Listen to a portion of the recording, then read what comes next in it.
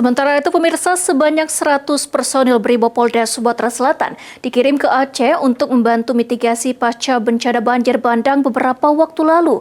Pelepasan 100 personil Brimob dilakukan di lapangan gedung utama Makosat Brimob Polda Sumatera Selatan Kota Palembang oleh Kapolda Irjen Pol Andi R. Jayadi.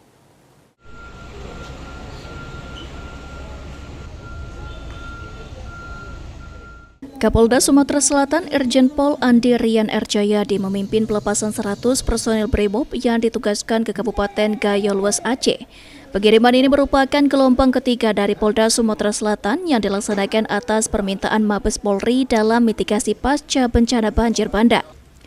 Di antara 100 personil Brimob ini ada 25 personil Polda Sumatera Selatan yang lebih dulu berada di lokasi bencana, bertugas mengoperasikan dapur lapangan serta alat pemurni air untuk memenuhi kebutuhan dasar warga terdampak.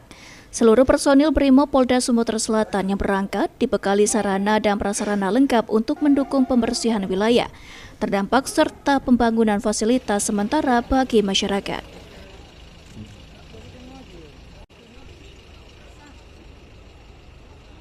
Mitigasi pasca bencana, dan khusus untuk personil Polda Sumatera Selatan dari Sat Brimob ini akan ditugaskan ke Kabupaten Gayo Luas.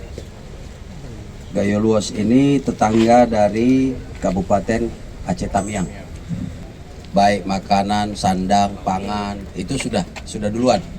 Khusus kali ini adalah untuk personil untuk membantu mitigasi pasca bencana.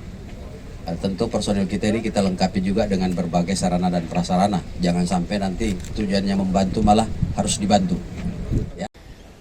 Penugasan 100 personil Brimob rencananya berlangsung selama 30 hari dan dapat diperpanjang sesuai kondisi di lapangan.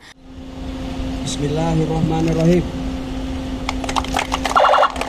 Oleh karenanya, Kapolda mengingatkan seluruh personil agar menjaga kesehatan dan kesiapan selama menjalankan misi kemanusiaan. Muhammad Aidil, PAL TV.